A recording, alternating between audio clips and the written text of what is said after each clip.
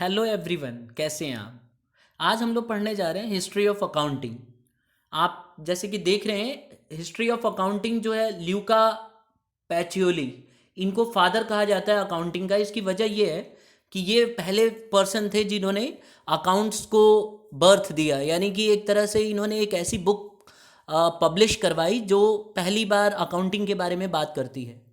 तो इससे पहले हम जान लेते हैं इनके इंट्रोडक्शन के बारे में।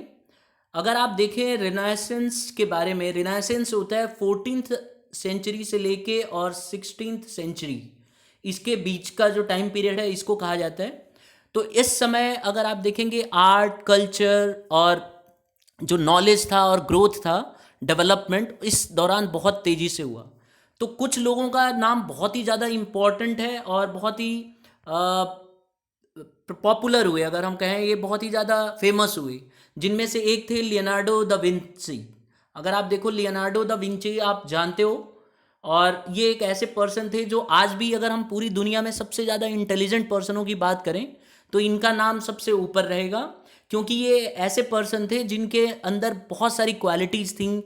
ये बहुत अच्छे आर्ट बनाते थे, बहुत अच्छे इंजीनियर थे और साइंटिस्ट थे बहुत अच्छे। और इन्होंने बहुत सारे इलेक्ट्रॉनिक सामान जो उस समय कोई कल्पना भी नहीं कर सकता था, इन्होंने उसी समय हेलीकॉप्टर्स बना दिए थे जो लोगों को देख के हंसी आई, लेकिन बाद में प्रूफ मिला कि हाँ, आज की डेट में हम देखते हैं। तो ऐसे इन्होंने बहुत सारे काम किए और ऐसे बड़े बड़े पेंटिंग किए इन्होंने जो आज भी पॉपुलर हैं। इसी तरह से गैलीलियो, अगर आप देखो गैलीलियो थे, क्रिस्टोफर कोलंबस को आप जानते ही होंगे। तो ये लोगों को बहुत ज़्यादा पॉपुलैरिटी मिली। लेकिन एक पर्सन और थे जिनका नाम था ल्यूका पैचियोली, जो कि फादर हैं अकाउंटेंसी के, अकाउंटिंग की। ये उस समय इतने पॉपुलर नहीं हुए, लेकिन ऐसा नहीं है कि पॉपुलर नहीं थे तो इन्होंने कुछ डेवलपमेंट नहीं किया। इनके अगर हम काम देखें तो इनके वजह से जो है बुक कीपिंग जो आई सबसे पहले, और फाइनेंशियल रिपोर्टिंग होनी शुरू हुई, क्योंकि इन्होंने जो बुक बनाई और जो इन्होंने पब्लिश किया उसके वजह से बहुत ज़्यादा तेज़ी से डेवलपमेंट हुआ। और अगर ये ना होते तो बिजनेस ऑर्गेनाइजेशन, जैसा कि आज हम देखते हैं कि इतना तेज़ी से बिजनेस ऑर्गेनाइजेशंस अच्छा डेवलप कर रही हैं, ये शायद आज ये सिचुएशन नहीं होती और लोगों की लिविंग स्टैंडर्ड भी इतनी अच्छी नहीं होती जितनी अच्छी आप आज देखते हो। तो इसीलिए उस समय बेशक इनका नाम पॉपुलर ना हुआ हो, लेकिन ये बहुत ही इंपॉर्टेंट पर्सन है और शायद हिस्टोरियंस को लगता है कि ये मिस हो गए या इनको जितना फेमस होना चाहिए था उतना फेमस नहीं हो पाए। अब हम देखते हैं, अगर हम इनके बारे में थोड़ा बहुत डिस्कस करें ल्यूकस पैचियोली के बारे में, तो इनका जो बर्थ था that was in 1445 and death जो इनकी हुई दैट वाज इन 1517। और इनके अर्ली लाइफ के बारे में बहुत ज़्यादा जानकारी नहीं है, लेकिन कुछ हिस्टोरियंस का मानना था कि इन्होंने जो शुरुआती एडुकेशन जो इन्होंने अपने घर पे ना लेके, और इन्होंने एक स्टूडियो ऑफ डेल्टा फ्रांसिस्का, वहाँ इन्होंने एडुकेशन अपनी ली। और जब ये यंग थे तभी ये वेनिस चले गए और वहाँ एक बहुत ही ज़्यादा वेल्दी मर्चेंट से मुलाकात हुई जिसका नाम था एंटीनियो रैम्पैसो। अगर हम देखें तो वो बहुत ही ज़्यादा रिच था उस समय, और उसके 3 बेटे थे। और उसने इनको, क्योंकि इनके पास मैथ्स की बहुत ही बेसिक नॉलेज बहुत अच्छी थी, तो इनको उसने सेलेक्ट किया एज अ ट्यूटर। उस दौरान लोग ट्यूटर के तौर पे पढ़वाया करते थे, तो इन्होंने ट्यूटर के तौर पे उस मर्चेंट जिसका नाम था एंटीनियो रैम्पेजा, उसको, उसके तीनों सन्स को इन्होंने पढ़ाया। और उसी दौरान ये अपनी कंटिन्यू करते रहे पढ़ाई को भी। अब अगर हम देखें इनका, during his stay in Venice he continue his mathematics studies under Domenico Bragadino. उनके अंडर में ये रह के और मैथमेटिक्स इन्होंने सीखा। फिर वहाँ से वो वेनिस को इन्होंने छोड़ दिया और रोम चले गए। वहाँ इनकी एक स्कॉलर एल्बेर्टी के साथ मुलाकात हुई, जो कि बहुत ही अच्छा स्कॉलर था और मैथमेटिशियन भी था, और उसका रिलीजियस कनेक्शन बहुत अच्छा था। तो इसीलिए बाद में ये उसके इन्फ्लुएंस में आए और इन्होंने थियोलॉजी की स्टडी करी, और कुछ साल तक जो है स्टडी करने के बाद फिर बाद में ये फ्रायर हो गए। फ्रायर का मतलब होता है मॉन्क, क्योंकि उस समय जो पढ़ाई करते थे इस तरह की उनको हम मॉन्क कहते हैं। मॉन्क बेसिकली क्या होता है कि पुअर रहने के लिए प्रॉमिस करते हैं और वो सिंपल लाइफ जीना चाहते हैं। तो ये ऐसा ही इन्होंने अपना जीवन बिताया। अगर हम देखें इन 1494 इन्होंने पहली अपनी बुक पब्लिश कराई, जो कि बहुत ही इंपॉर्टेंट है, जिसको हम डबल एंट्री अकाउंटिंग कहते हैं। और ल्यूका पैचियोली, क्योंकि ये इटालियन थे इसलिए इटालियन फ्रायर इनको कहा जाता है। और इनका इम्पैक्ट, जो इन्होंने बुक पब्लिश करवाई, उसका इम्पैक्ट इतना ज़्यादा था कि 500 ईयर्स के बाद जो अकाउंटेंट थे ऑल ओवर द वर्ल्ड, आप देख सकते हैं यहाँ पे, Italian village of San Sepolcro Sepolcro celebrate करने के लिए वो आए, और एनिवर्सरी जो बुक की पब्लिकेशन थी उसकी एनिवर्सरी के लिए वहाँ पे सब आए। तो इससे पता चलता है कितनी इंपॉर्टेंस इनकी बुक रही थी। तो अगर हम देखें तो इनकी जो अकाउंटिंग की बुक थी उसके अंदर जो पहला चैप्टर था, यानी कि सेक्शन 1 जो था, उसमें 5 सेक्शंस थे। सेक्शन 1 के अंदर इन्होंने अकाउंटिंग की बात करी। और बुक का सबसे, अगर आप देखो यहाँ पे, बुक का नाम था everything about arithmetic, geometry and proportions. यानी कि देखने से, पढ़ने से लग रहा है जैसे मैथमेटिक्स की बुक्स थी, लेकिन इन्होंने जो पहला सेक्शन इसमें रखा था वो अकाउंटेंसी के ऊपर था और सारे रूल्स एंड रेगुलेशंस थे। लेकिन बेसिकली क्योंकि ये मैथमेटिशियन थे और मैथमेटिक्स की बहुत अच्छी नॉलेज थी और इन्होंने नॉलेज गैदर भी की थी, तो इसीलिए ये हम मानते हैं कि ये बहुत ज़्यादा अच्छे मैथमेटिशियन रहे। फिर अगर आप देखो, लियोनार्डो द विंसी ने इनकी जो everything about arithmetic, geometry and proportion था, जिसका नाम था सुमा, 90, अगर हम देखें 1495 में, यानी कि 1 ईयर के बाद उन्होंने इसको परचेज कर लिया। और उनके एक नोटबुक द कोडेक्स एटलांटिकस के अंदर ये प्रूफ भी मिलता है कि उन्होंने ये बुक खरीद ली थी। और बाद में मिलान के अंदर ही, जब ये एक पढ़ाने के लिए जैसे स्कॉलर्स के तौर पे जब ये आए, तो इनकी मुलाकात हुई थी लियोनार्डो द विंची के साथ। तो आप देख सकते हैं यहाँ पे कि he befriended the author in Milan where the पैचुअली लिव्ड इन 1496। तो इन्होंने यहाँ पे आके इनसे मुलाकात की और ये दोनों बहुत अच्छे फ्रेंड बन गए।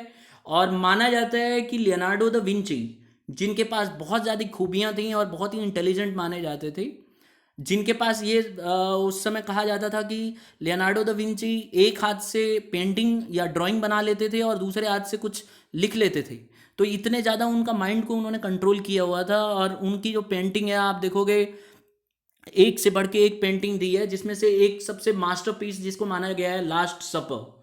इसमें अगर आप देखोगे तो इन्होंने जीसस के डेथ से एक दिन पहले जब उन्होंने अपने फॉलोअर्स को खाना खिलाया था, उसकी पेंटिंग एक घर में बनाई है, यानी कि वॉल के ऊपर ये पेंटिंग बनाई गई थी। हाँ, वो बात अलग है कि 10 ईयर्स के बाद वो उतरने लगी थी पेंटिंग, लेकिन माना जाता है कि इन्होंने उसे करेक्ट भी किया और बहुत ही ज़्यादा पॉपुलर हुए, क्योंकि उस पेंटिंग की कुछ खास खूबियाँ थी। आप डिटेल में नेट पे चेक कर सकते हो। और मोनालिसा आप जानते ही हो, वो पेंटिंग जो पूरी दुनिया में सबसे महंगी वस्तु अगर कोई है तो मोनालिसा की पेंटिंग है। तो ऐसे ऐसे पॉपुलर काम किए, लेकिन आप इससे अंदाज़ा लगाओ कि ये बुक इतनी इंपॉर्टेंट थी लियोनार्डो द विंसी के लिए कि इन्होंने इस बुक को हमेशा अपने स्टडी टेबल के पास रखते थे।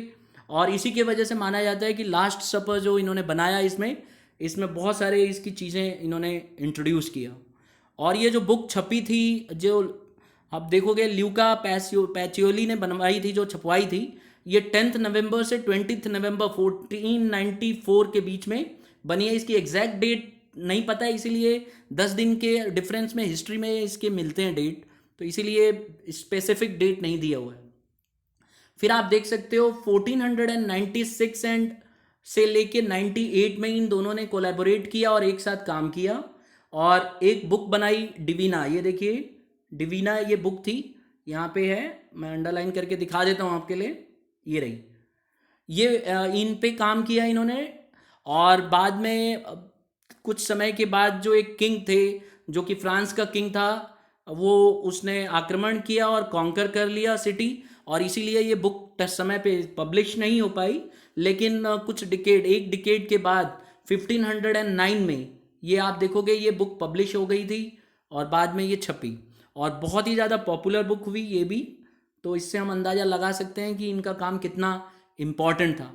अब अगर आप देखो, जो इन्होंने बुक छापी, यानी कि everything about arithmetic, geometry and proportion, इसका जो पहला सेक्शन था ये अकाउंटिंग के बारे में बताता था, जो डबल एंट्री सिस्टम को बताता है, जिसमें बताया गया था कि डेबिट होगा, क्रेडिट होगा, एक लेफ्ट हैंड साइड में डेबिट होगा, राइट हैंड साइड में क्रेडिट होगा। तो इसका इस्तेमाल सबसे ज़्यादा उस समय ट्रेड्समैन ने किया, क्योंकि उस समय क्या होता था, मिडिल एजेस में ट्रेड्समैन हुआ करते थे, तो उन्होंने इसका खूब यूज़ किया। और उन्होंने क्या किया, taught bookkeeping to their children in the form of apprenticeship. Apprenticeship के तौर पे उन्होंने अपने बच्चों को पढ़ाया, और बाद में लेटर ऑन अगर आप देखोगे तो प्राइवेट टीचर्स ने पढ़ाना शुरू कर दिया।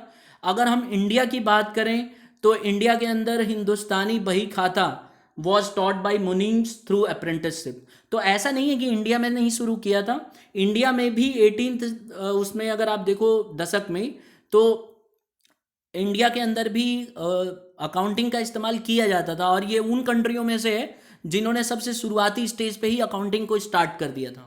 अगर हम फॉर्मल वे में देखें, देखिए पहले इनफॉर्मल वे में टीचिंग हुआ करती थी, क्योंकि उस तरह के जो ये यूनिवर्सिटी थी वो अकाउंटिंग को इंडिया के अंदर नहीं फॉर्मल माना जाता था। लेकिन जो पहला फॉर्मल हमारे पास मिला, teaching of book keeping was started in 1886 in first commercial school established in Madras by trustees of Pachayappa Charities। तो सबसे पहला एविडेंस हमें मिला 1886 के अंदर, जिसके अंदर हम कह सकते हैं कि पहली बार अकाउंटिंग को पढ़ाया जाने लगा। अब इसमें खास बात ये थी कि उस समय जो ट्रेडर्स थे उन्होंने बहुत अप्रिशिएट किया, क्योंकि जो अगर आप देखो ल्यूकस पैचियोली ने जो दिया था बुक के अंदर वो बहुत ही यूज़फुल था।